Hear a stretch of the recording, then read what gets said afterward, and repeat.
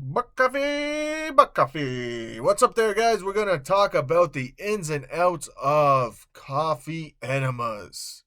If you look back on my YouTube channel a few months ago, I did my very first coffee enema, and I've been experimenting ever since. So I want to give you guys some tips and tricks to make it a little bit easier. And I'm going to tell you the good, the bad, and the shitty aspects of coffee enemas.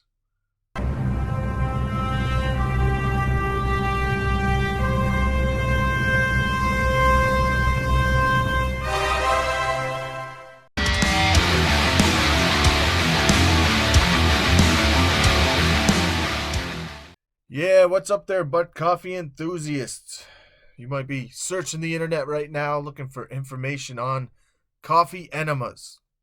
Well, as most of my videos are, I just go on experience. I'm not going to tell you all the great benefits and scientifically proven facts and peer-reviewed research on coffee enemas. I'm going to tell you my experience, the good, the bad, and the shitty of the last few months playing with coffee enemas. Multiple times a week. I've been doing at least one or two a week, sometimes more, for the last few months. If you go back on my YouTube channel, you will see my very first coffee enema. I made some mistakes. I got a few things right. And I continued to improve on it from there. So, if you look back on the original video, one thing that I did was I elevated my hips, and that's something that I don't do anymore. Now I just lay on my side. What I find that happened when I elevated my hips is the coffee would actually leak up into my stomach. It would flow up into my stomach and kind of give me gut rot. So that's one of the bads of the coffee enema, is the gut rot. You can get gut rot if A, you elevate your hips too much, or B, you use too much coffee. So take that as a tip. You don't want to use too much coffee, and you don't want to elevate your hips too much. So I just lay on my side now, and I use about half a liter of coffee at a time. I gotta tell you, man, I got a lot of coffee up my butt before. I got a lot in there before. I've gotten up to a liter. So, when people give you recommendations on 3 cups max, etc., I think you can push it a little farther than that, to be honest. So another thing you want to watch out for in that bad category is impacted stool. So that can also happen from using too much coffee right off the bat. And what impacted stool is basically you push a bunch of fluid up there, it takes this loose stool that's in your colon and it squishes it together, and then you get a blockage, right? You definitely do not want that to happen. So what I do typically is I'll do my coffee enemas first thing in the morning, because you want to do it on an empty stomach, okay? I'll get up in the morning, I'll chug a bunch of water. I'm talking like a liter and a half of water to try to push out a stool. Usually that'll help push out a stool. Then from there, I'll go to start my enema. I'll prep everything, get it all ready, and I'll do a smaller amount. My first, I'll take 2 hours, man. I'm not doing just one and done. I'm taking time to do an enema, okay? I'm doing it properly. So I'll flush a bunch up there. Another tip, you want it to be warm. You don't want it to be hot. You don't want it to be cold, okay? Too cold, you can impact the stool, and it's very uncomfortable. Too hot, obviously, you're going to burn your asshole, okay? You want it to be warm so that it dilutes any of the particles up there and you can flush them out properly, okay? So I'll use a smaller amount, and I'll do an enema, and I'll hold it for 2 to 5 minutes, not very long. Then I'll go do my business and try to drop as much of that stool out as possible before actually hitting the big enema, okay? So that removes all the extra stool, and you don't have the problem where you're getting the impacted stool, okay? All right, so let's look at something that's good. One of the good things about coffee enemas is that initial little bit of euphoria that you get. Now, I think it's more or less because of the caffeine. You're absorbing the caffeine directly through your ass, and not because it's some magical detox thing. But you do feel pretty good. So sometimes I'll go right out of a coffee enema into a workout because I have that extra fucking energy, basically. So I'll use that. I'll use that as energy, and it works good. It really works good, but you have to make sure that you're properly hydrated. Now let's look at some of this shitty. Obviously, it's a shitty process. It involves shit, okay? So, one of the shitty things is you have to stick something in your ass. Hey, some people like that. It's not my bag. I still don't enjoy doing it. It's my least favorite part of the process. And I mean, let's face it, you're sticking this nozzle up your ass. You have to clean the nozzle really well. And sometimes you get particles on the nozzle and you have to clean that, okay? Another really shitty thing is simply just the smell. It smells fucking horrible. I mean, you're shitting coffee out of your ass, and the smell is going to linger throughout your bathroom for a little while. Make sure you throw the fan on. Maybe use some Febreze in the air or something when you're done, and just clean your toilet. But it is a shitty process. It's not like some beautiful thing. It's fucking gross, okay? One of the great things about coffee enemas, and this can be true or false depending on the day, but I noticed that it really, really reduces my cravings for sugar. So if I'm coming off of a carbohydrate rich diet, maybe I was doing some intense exercise, and I go right into a coffee enema, it helps me eliminate those cravings for the carbs the next day. So usually my carb cravings are fairly low anyway, being that I keep them clean. I pretty much limit my carbs to, sweet potato and rice, on a good day. Um, but transitioning back to the low carb or the fasting can sometimes be a little more challenging. I find that the coffee enemas help me hit that transition a little bit better.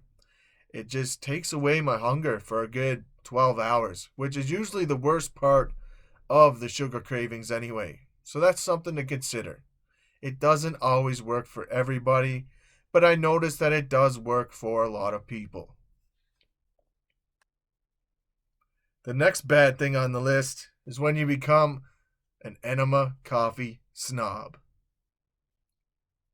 Coffee? No thanks. I only take mine rectally. Bad. You can get dehydrated from coffee enemas. Sometimes you'll pull a lot of electrolytes out through your stool, and it will also make you have to pee a lot. Okay? So, one thing that you can do, and this is fucking gross, but bear with me. One thing you can do is mix your urine in with the coffee enemas to avoid dehydration. And another thing you can do is just make sure that you're ultra hydrated going into the coffee enema to begin with, okay? I use both methods. I personally like to use the urine. It seems to just completely mitigate that dehydration effect from the coffee enema, which also will make you feel better. And there's a period I find the day after a coffee enema where you feel like a little bit of a low point, and I think that's mostly due to dehydration, but also because of some detoxing. And it completely mitigates that. Now I feel great the day after my coffee enemas, whereas before I was just doing the coffee straight up and it was dehydrating me and I was getting that lag the day after. So that's very important for people who want to keep their performance and their just train of thought throughout this whole entire process, okay?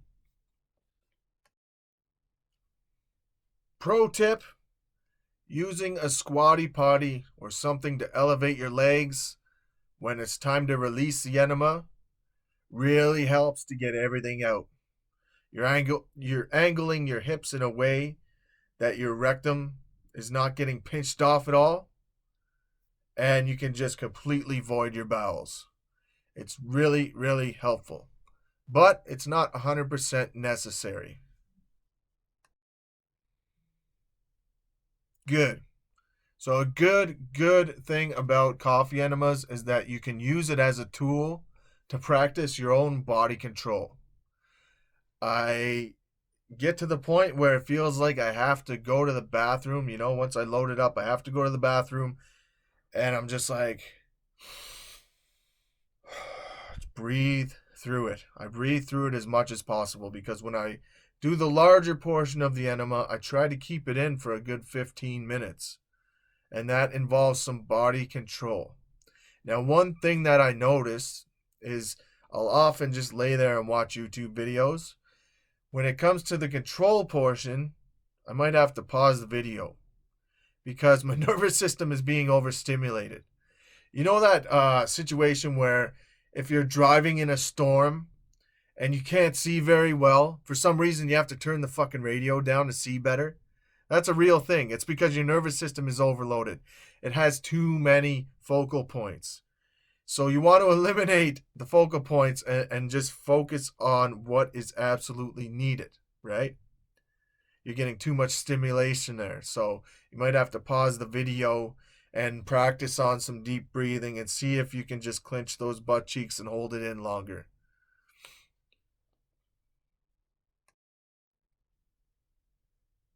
The shitty. Sometimes the enema can get stuck or partially get stuck up in there and you're like, fuck that. You just know. So what I always do is I weigh myself before I start the enema and then I weigh myself afterwards. If my weight is the same or less, I know I didn't retain anything. But if my weight goes up at the end, then I know that I didn't release everything. Okay?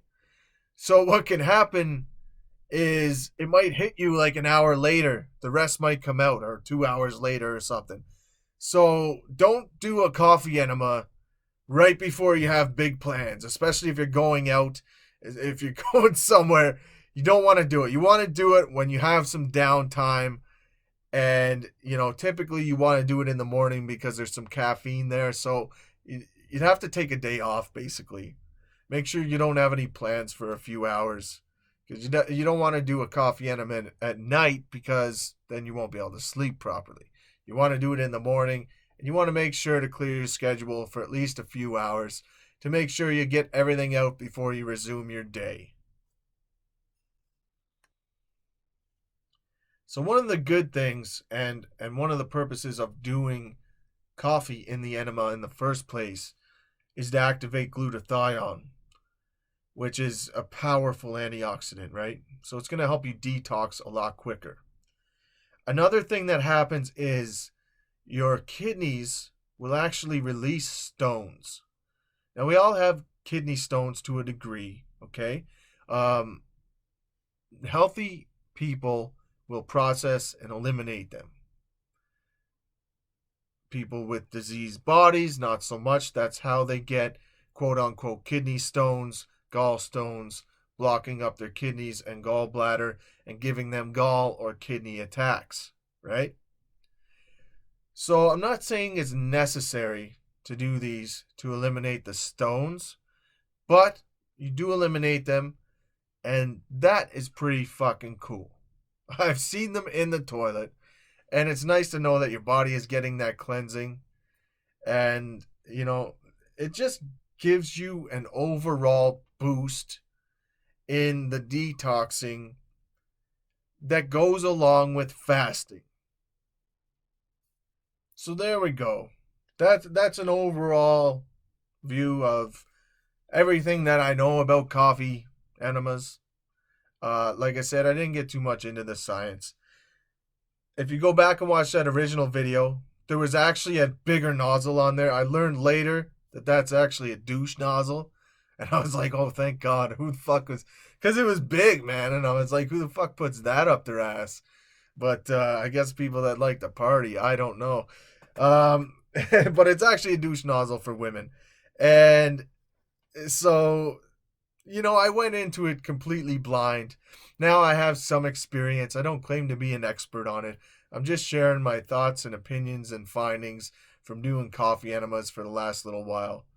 I really like the benefits. Although I told you a lot of bad things, a lot of this video was for humor. And it's just tips on things to look out for. Okay? Um, I do like how it makes me feel. It makes me feel lighter. It gives me energy. When I feel like my body's holding on to something for too long, I'll do a coffee enema and I'll just get it out, you know? One thing that can happen is your body can kind of adapt to the enemas and you won't take a shit for like 5 days sometimes. I noticed that with experience, that actually went away after a little while. So it happened in the beginning. I would do an enema and I wouldn't shit for like 3 days. And other people I know wouldn't shit for like 5 days. But I kept doing it because I didn't feel like it was affecting my health negatively. And now I can like I go just as regular with or without the coffee enemas. But I really do like them for transitioning from carbs to low carb, from burning carbs to going into ketosis. It just helps with the cravings a little bit. Um, like I said, I get that euphoric effect. As long as I stay hydrated, I feel good. And I've used them to help other people mainly with their cravings. So it can be really powerful that way. So that's it, guys. Hope you enjoyed the video. Me talking about shoving things up my ass, including my own pee. You can watch my other videos where I drink my own pee and people make fun of me, and I just fucking leave it all out there for you to see. I don't care anymore, you know? I will do what works by any means necessary to help people. And that's it, okay? So, my coaching list currently full, but if you want to leave me a message on social media or an email, you can drop me a line and inquire about coaching. Snake Diet Dan on Instagram and Facebook. For the number 4 element, ELEMENT, fit, FIT, at gmail.com. Oh, what else here we got? Click subscribe, hit the bell. I'll see you guys on the next one. Love yous. Peace.